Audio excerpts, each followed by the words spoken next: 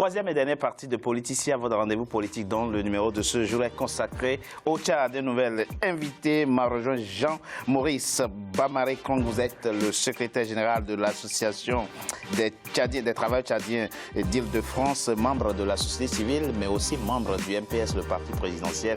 Merci, M. Bamare-Kong. Merci de m'avoir dialogué avec mes compatriotes. De m'avoir rejoint. Et Zang Mohamed Nezoun est resté avec moi, de même que M. Kébir, qui lui aussi représente le pouvoir. Nous avons maintenant deux proches du pouvoir sur ce plateau. Le président Idriss Déby doit-il discuter avec les rebelles? Avant d'en parler avec vous, je vous propose ce qu'en dit certains Tchadiens qui se sont confiés au micro de Mohamed Ramadan, notre correspondant au Tchad. Le dialogue, c'est conseillé par tout le monde, par tous les textes internationaux, mais l'adversaire en face, c'est qui? C'est ça la question qu'il faut se poser. De l'autre côté, UFR est dirigé par un cousin, un neveu à Déby qui dirige le Tchad. Moi, je ne vois aucune guerre là en vue. C'est juste une crise familiale entre ces deux personnes, Timan et son cousin Déby. Il faut dialoguer, mais il ne faut pas verser aussi le sang des Tchadiens au nom d'une communauté. Il faut que cela cesse. Donc il faut dialoguer seulement en communauté entre eux. Parce que là, je dirais que c'est un conflit communautaire et non une guerre entre des Tchadiens.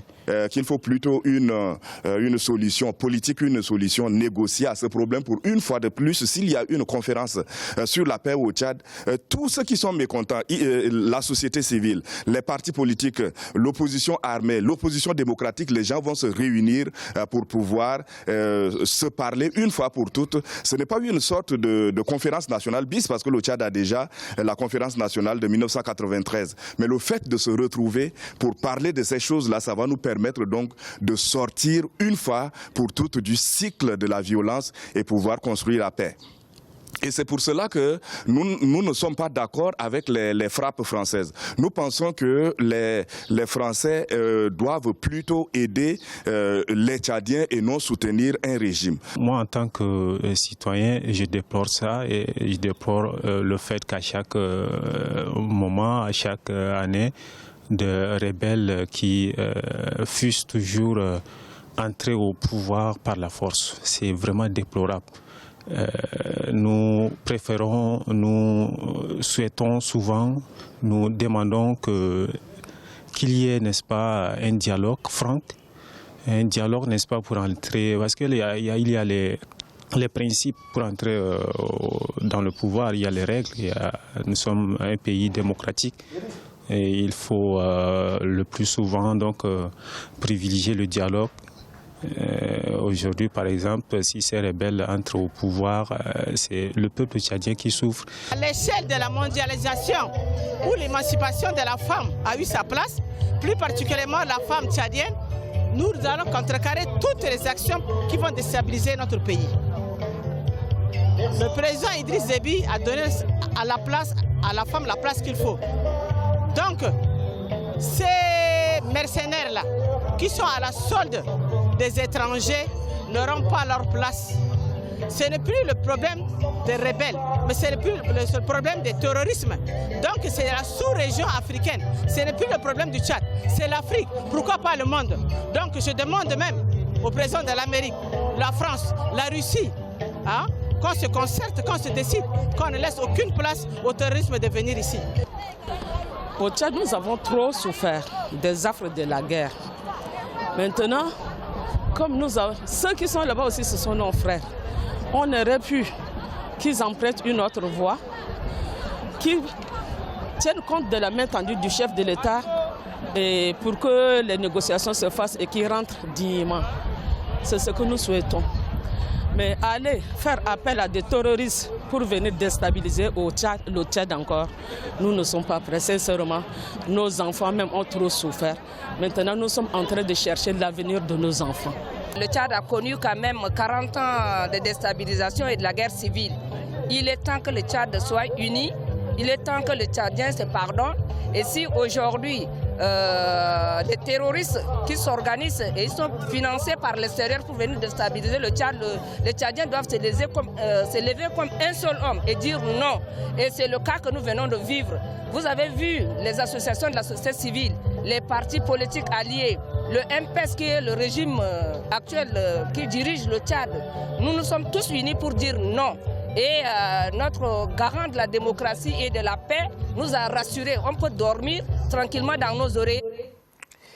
Jean-Maurice Bamary-Kong, nous avons évoqué la question dans la première partie de notre émission. Qui sont ces gens? Elles divisent les Tchadiens. Il y en a qui pensent, et une dame l'a dit dans l'élément, ce sont nos frères. Parlant donc de ceux qui ont voulu marcher sur une N'Djamena, ce sont des Tchadiens, ce sont nos frères. Il y a d'autres Tchadiens qui pensent effectivement que ce sont des gens venus d'ailleurs. Et la question aujourd'hui, il y a deux points importants dont il faut débattre dans cette troisième partie. Ce ne sont pas des plaisantins, puisqu'il a fallu faire appel à l'armée française pour les défaire. Ça veut dire que l'armée tchadienne n'a pas pu venir à bout de ces gens. Donc c'est des gens qu'il faut prendre au sérieux militairement. La question c'est, qu'est-ce qu'on fait maintenant? Faut-il dialoguer avec eux? Quelle est l'approche qu'il faut privilégier aujourd'hui? Vous avez vu vos compatriotes dire, nos enfants ont trop souffert, le Tchad a connu 40 ans d'instabilité, il est temps pour que les Tchadiens s'unissent, se parlent et se pardonnent. Quelle doit être l'option à privilégier? Moi, je pense que le Tchad, aujourd'hui, ne nécessite plus une armée qui vienne faire un coup d'État. Le Tchad, comme beaucoup d'autres pays en Afrique centrale ou en Afrique de l'Ouest, ont subi des conséquences de ces guerres-là. Une guerre ne résout jamais le problème. Jamais. Jamais. En 2008, il y avait eu 15 000 jeunes qui ont été tués. 15 000 jeunes à la force de leur vie, ils ont été tués. Là, il y a le bilan qui a été donné, c'est encore des jeunes qui ont été tués. Moi, personnellement, j'ai un fils qui a été mort pendant ces différentes guerres qu'on a eues au Tchad. Quel père, quelle mère va accepter qu'on puisse amener son fils uniquement parce qu'on veut donner le pouvoir à une personne? Aujourd'hui, le pouvoir au Tchad peut s'obtenir par les urnes. On l'a fait. Ça le fait sourire quand Non, mais ça peut le faire sourire parce que peut-être il n'a jamais subi de conséquences et il n'a jamais eu à vivre cette réalité. Aujourd'hui, le Tchad ne permet plus, les Tchadiens ne permettront plus qu'il y ait un coup d'État militaire. Mais monsieur Bamary-Kong, ça veut dire que vous partez du postulat que ces gens ne sont pas Tchadiens? Non, ce sont des Tchadiens, mais ce sont des Tchadiens qui ont été utilisés. D'accord. Ils sont instrumentalisés. Ils sont instrumentalisés et on l'a vu, on l'a constaté que ce sont des jeunes. Il y a des vidéos qui montraient quand ils étaient encore à Misrata. Il y a des vidéos. C'est la base arrière, c'est leur base arrière. L'une de leurs bases arrière. Mais quand on les voit, ces jeunes, parce que la vidéo démontre que ce sont des adolescents qu'on a ramassés, qu'on a regroupés, qu'on a donné des armes. Une seule arme de ces. Peut-être a-t-on créé aussi le terreau pour favoriser cette instrumentalisation, cette manipulation? C'est l'appât qu'ont utilisé ces hommes politiques pour les amener. Oui. Quel appât? Des gains. Il n'y a pas de gains. Ok, donc ils n'ont pas de boulot. Mais non, ils peuvent avoir du boulot. Une seule arme, je dis bien, une seule arme que ces jeunes ont en leurs mains pouvait leur créer des emplois, personnellement. Une seule de ces armes. Mais on fait quoi maintenant? Donc, aujourd'hui, le Tchad a toujours dialogué. Les Tchadiens ont toujours dialogué entre eux. Je pense qu'aujourd'hui, le président de la République, lors de la 4e République, a amnistié tous les hommes politiques, tous, sans exception. Oui. Ils pouvaient rentrer. Donc, il faut que Timan Erdimi, le neveu du président, comme les autres combattants, puissent avoir l'occasion d'aller à la table du dialogue. D'aller au dialogue. Il faut privilégier le dialogue, dites-vous, avant que je ne passe la parole à monsieur Zang. Alors, monsieur Kébir, encore une fois, nous avons relevé ici les points qui aujourd'hui ont servi de terreau pour qu'on puisse instrumentaliser et manipuler aujourd'hui ces jeunes Tchadiens qui se font former à Misrata. Où pensez-vous vous soutenez le pouvoir. Où pensez-vous avoir véritablement fauté pour favoriser aujourd'hui cette situation? Je rappelle quand même que depuis 2002, où le Tchad est entré dans le cercle fermé des pays producteurs du pétrole, depuis 2002, le Tchad engrangeait 1,3 milliard de dollars par an, jusqu'en 2007-2008, année de la crise. Et ce n'est pas que le Tchad qui a connu la crise, il y a d'autres pays qui ont connu aussi de crise et qui ont quand même renouvelé leur Assemblée nationale et qui font quand même des efforts pour créer de l'emploi, pour favoriser les conditions de vie et de travail pour les médecins, les enseignants, les agriculteurs. Ce n'est pas que le Tchad qui a connu ce problème. Où pensez-vous avoir fauté et où pouvez-vous améliorer aujourd'hui la gouvernance pour que le Tchad se stabilise enfin? Lors du Forum national inclusif qui s'est tenu en mai 2018, des résolutions ont été prises. Et ces résolutions-là sont en passe d'être exécutées. Quelles résolutions? Des résolutions, beaucoup de résolutions. Oui, lesquelles? Donc, lesquelles sont, la jeunesse a toute sa place, parce que tout à l'heure, vous avez mis l'accent sur la jeunesse. Oui. J'y viens. La jeunesse a toute sa place. Aujourd'hui, la jeunesse, elle a beaucoup de credos qui sont en train de lui permettre de pouvoir s'affranchir. La jeunesse, elle est regroupée dans plusieurs associations, dans plusieurs organisations, et même l'État est en train d'inciter les organisations internationales qui agissent au Tchad à pouvoir aider ces jeunes-là à pouvoir soit créer leur propre entreprise, à soit pouvoir leur trouver des bourses pour aller poursuivre leurs études pour ceux-là qui veulent aller poursuivre des études, et beaucoup d'autres opportunités qui sont aujourd'hui en train d'être mises à la possibilité des jeunes pour pouvoir... Excusez-moi, j'aime qu'on soit concret dans politique. Je suis concret dans ce que je suis en train de dire, parce que si vous me laissez aller jusqu'au bout de mes idées, vous allez comprendre là où je vais en venir, et vous allez avoir une réponse concrète à votre soutenez question. Un pouvoir, vous êtes un grand intellectuel, vous soutenez un pouvoir, donc ça veut dire que vous avez des raisons suffisantes de le faire. Quand on prend ces 3 dernières années, combien d'emplois ont été créés au Tchad au profit des jeunes? Vous savez, le problème de la jeunesse ne date pas d'aujourd'hui. Le problème de la jeunesse date de très longtemps. Mais avec l'avènement de mon parti au pouvoir, on a commencé à pouvoir trouver une solution à cette jeunesse-là.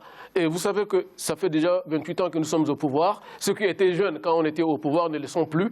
Mais nous sommes en train de nous occuper de nos jeunes aujourd'hui. Vous ne pouvez pas nous dire aujourd'hui que les personnes qui sont recrutées à Misrata et transformées en terroristes sont des Tchadiens. Non. Ils ne sont pas tous des Tchadiens. Il y a des personnes de diverses nationalités qui sont recrutées et qui sont montées de toutes pièces pour pouvoir en venir. Vous êtes d'accord avec votre compatriote? Je suis tout à fait d'accord avec lui, puisque effectivement le dialogue, nous l'avons toujours privilégié. Oui. Et lors donc du Forum national inclusif, le dernier jour, lorsque le chef de l'État a pris la parole, il a demandé à ce que tous les 2 ans, qu'il se tienne un Forum national inclusif. Pourquoi? Parce qu'il a toujours le bras qui est tendu et il a toujours appelé les opposants à venir rentrer au pays parce que tout le monde a sa place au pays. Mais si les gens veulent aller se transformer en terroristes ou bien vendre leur âme à des puissances étrangères qui les utilisent comme des terroristes, alors là, ils vont nous trouver sur leur chemin. Monsieur Zhang, très rapidement, il y a un principe qui semble se dégager ici, c'est que vous adhérez tous à l'idée qu'il faut aller au dialogue. Quels doivent être pour vous aujourd'hui les thèmes prioritaires de ce dialogue? D'abord, je voudrais rappeler une chose. L'opposition démocratique a publié un texte où elle indique simplement qu'il n'y a pas d'autre alternative que le dialogue politique. Inclusif. Inclusif, bien sûr. La réunion dont parle mon compatriote, l'opposition politique démocratique n'a pas participé. Vous avez boycotté, effectivement. On n'a pas boycotté, on a fait des propositions qui n'ont pas été retenues. Et c'est ça le problème de ce régime démocratique. S'il vous plaît, laissez-moi parler. Monsieur Kébir, j'étais dans la salle. S'il vous plaît. Donc, il n'y a pas d'autre alternative que le dialogue politique inclusif. Oui. Ça, c'est la première chose. Et la France, au lieu de venir bombarder des Tchadiens, elle a suffisamment de moyens de pression pour amener le gouvernement tchadien, l'opposition démocratique, la société civile, ainsi que les mouvements politico-militaires qui sont nombreux au Tchad. Il n'y a pas seulement l'UFR. Depuis le mois d'août 2018, tout le BET est pratiquement en feu. Donc il y a plusieurs organisations qui réclament ça. Et donc nous pensons effectivement, au lieu d'intervenir militairement, au lieu de dépenser l'argent, bien sûr, parce que cette intervention, elle est politiquement inopportune, militairement disproportionnée et juridiquement, elle est infondée. Quelques secondes, nous allons laisser la parole, le dernier mot au plus âgé d'entre nous ici, qui connaît mieux ces choses, qui comprend mieux ces choses que nous. Monsieur Bamare, votre mot de la fin, quel est le message aujourd'hui à l'endroit des Tchadiens, à l'endroit de vos compatriotes? Moi, je souhaiterais que les Tchadiens se retrouvent pour pouvoir résoudre le problème qui les touche personnellement. Je pense également aux personnes qui essaient de recruter ces jeunes, qui massacrent toute leur jeunesse. Je ne sais pas avec qui ils vont gouverner si un jour ils arriveraient au pouvoir. Le but, qu'on trouve un lieu de dialogue et qui rentre au Tchad. On a besoin d'eux au Tchad. C'est la fin, mesdames et messieurs, de Politicien à votre rendez-vous politique. Je vous remercie d'avoir été nombreux à suivre. Restez toujours fidèles au programme d'Africa 24. À très bientôt pour un nouveau numéro de Politicien. Merci. Merci, M. Togbe. Merci beaucoup. J'ai juste une question à poser.